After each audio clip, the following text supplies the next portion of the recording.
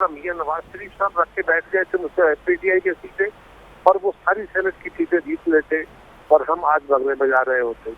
उसके बाद जो रवैया इख्तियार किया मौलाना फजलुर रहमान साहब ने और शायद खाकान ने खासतौर पर मुस्लिम लीग में, तो मौलाना को चाहिए कि पहले उनसे पूछें जो कह रहे हैं कि इस गवर्नमेंट को 5 साल पूरे करने चाहिए, जो कह रहे हैं 2023 का इंतखाब फेयर एंड फ्री होना चाहिए, जो कह रहे हैं कौमी हुकूमत के इस मुल्क के मसाइल का हल है, वो उसकी तरफ देखे बगैर उनकी इतनी तरफदारी के जो बेसिक चार्टर है पीडीएम का, पीडीएम तो कह रही है कि उनका चार्टर था तो पीडीएम कर पार हो गई, खत्म हो गई, लेकिन पीडीएम का तो बेसिक स्ट्रक्चर ये था कि हुकूमत को फौरी तौर पे खत्म हो जाना चाहिए, इसको खत्म करके नए इंतखाबात कराने चाहिए।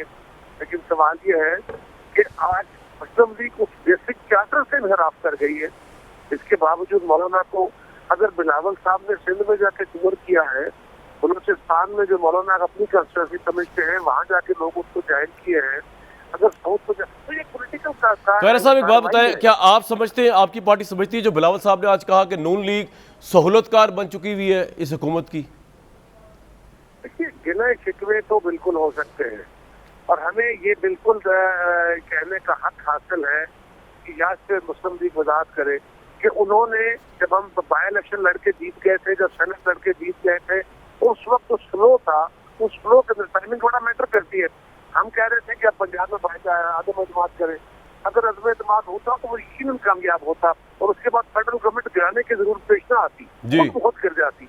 अगर वो नहीं गिराता और वो कहते हैं कि मैं चाहती हूँ ये 5 साल पूरे करें, अगर जुबैर उमर साहब कहें कि हमें तो पंजाब गवर्नमेंट सूट करती है, अगर शहबाज शरीफ साहब फरमाएं कि कौमी हुकूमत तश्कील देनी चाहिए, 2023 के इंतखाबात शफाफ होने चाहिए, तो हम क्या करें जी, क्या समझे?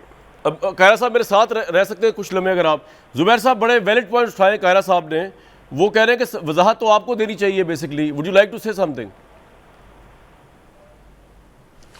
नहीं, मेरा ख्याल है देखें, एक तो मैं हमेशा से ये कहता हूँ कि पॉलिटिकल पार्टीज़ में डिफरेंस ऑफ ओपिनियन हो सकता है और शदीद हद तक हो सकता है, और ख़ास तौर पर एक जो सिटिंग हुकूमत है उसके हवाले से कि क्या उसको गिराना चाहिए, नहीं गिराना चाहिए, उसका तरीक़ेकार क्या है, एक मूवमेंट की शक्ल कैसे होगी, और आगे 2023 के इलेक्शन के हवाले से फिर बीच में जिस तरह कायरा साहब ने कहा बाई इलेक्शंस भी बहुत से थे, सेनेट का इलेक्शन भी था, तो तमाम चीज़ों पर तो ये तो नहीं कह सकते कि कम्प्लीटली आप कंडेम कर दें पीपल्स पार्टी को या कम्प्लीटली कंडेम कर दें पीएमएलएन को।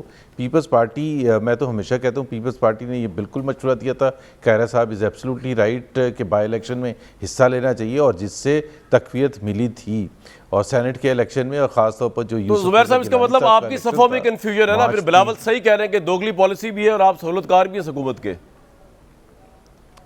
नहीं, सहूलतकार तो देखे, अब ये गलत बात है ना, सहूलतकार कैसे, मतलब मैंने उस हद तक नहीं जाना जिस तरह पीपल्स पार्टी ने डिसाइड किया कि उन्होंने कहा कि हम इस्तीफे नहीं देंगे तो हम कहें कि वो सहूलतकार बन गए। भाई स्ट्रेटजी में डिफरेंस हो सकता है और आपको इतराज़ भी हो सकता है, लेकिन ये एक बिलावल साहब का कहना कि हम सहूलतकार हैं, पीटीआई के हम सहूलतकार हैं, मतलब आप खुद सोचें कि मेरा नहीं ख्याल है कि कोई भी हमें इल्ज़ाम लगा सकता है कि हम चाहते हैं। कायरा साहब ये थोड़ी ज्यादती नहीं हो रही आपकी लीडरशिप की तरफ से कि इनको सहूलतकार कहा जा रहा है? नंबर 1।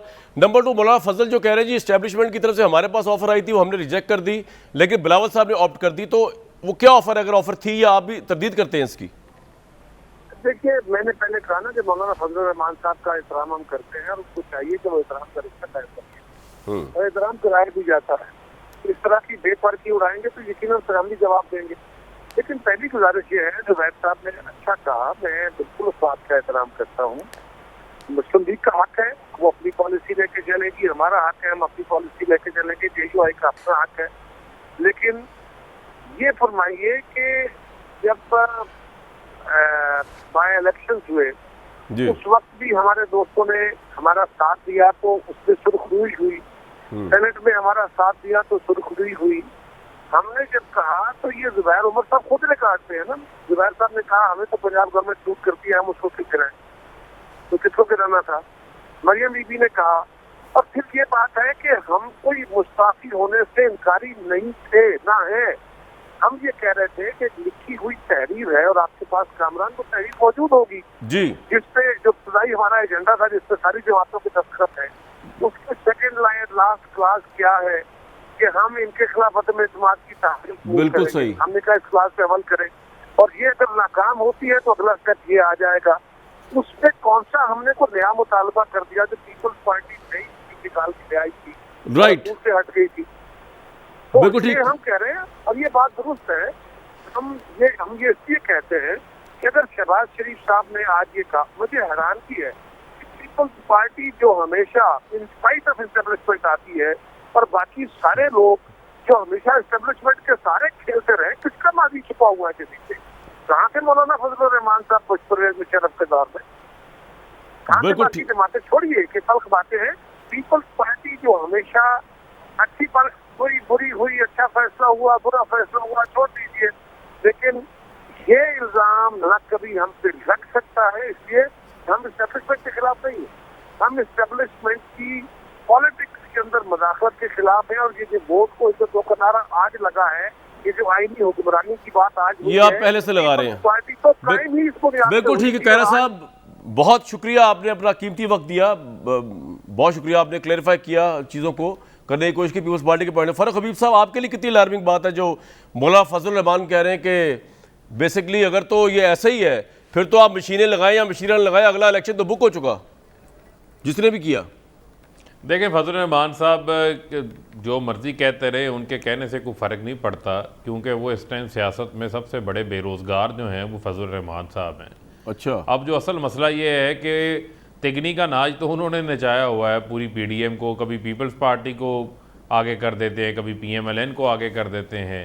खुद उनके जो साहबजादे भी हैं, उनके अरकान भी हैं, वो असम्बली का हिस्सा बैठे हुए हैं। एक तरफ ये असम्बलियाँ नाजायज़ हैं, इसी असम्बली से सदर का इलेक्शन भी उन्होंने लड़ लिया, इसी असम्बली से उनके बेटे ने डिप्टी स्पीकर का इलेक्शन भी लड़ लिया, इसी असम्बली से अभी तक जो है उनकी पार्टी के जो लोग। लेकिन फर्क साहब, आपको ये प्रॉब्लम नहीं है कि अगर कोई इस तरह की अलाइनमेंट हो रही है, आप वरीड नहीं है कि मौलाना फजल रहमान ने बात की कि हमें ऑफर हुई, हमने रिजेक्ट कर दी, बिलावल ने एक्सेप्ट कर लिया, आपको इसकी कोई वरी सम नहीं है कि कोई और आ रहा है नेक्स्ट इलेक्शन में?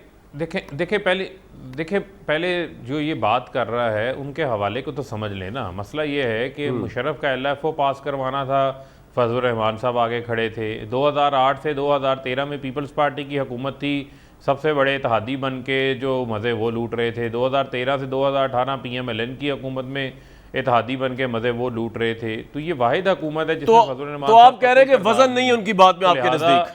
लिहाजा कोई वजन नहीं है, लिहाजा चले फिर सुकून की बात है, फिर तो पीटीआई की वो तो ऑपोजिशन में फूट डालने में सबसे बड़ा किरदार। ये पॉइंट आपका आ गया, ये बिल्कुल आपका ना कभी जी बिल्कुल। उनको भी सिलेक्टेड कह रहे हैं या उनको सिलेक्टेड कह रहे हैं। ऑपोजिशन जो है एक दूसरे की ऑपोजिशन बनी हुई है, एक दूसरे को जो है वो नीचे गिराने में लगे हुए हैं।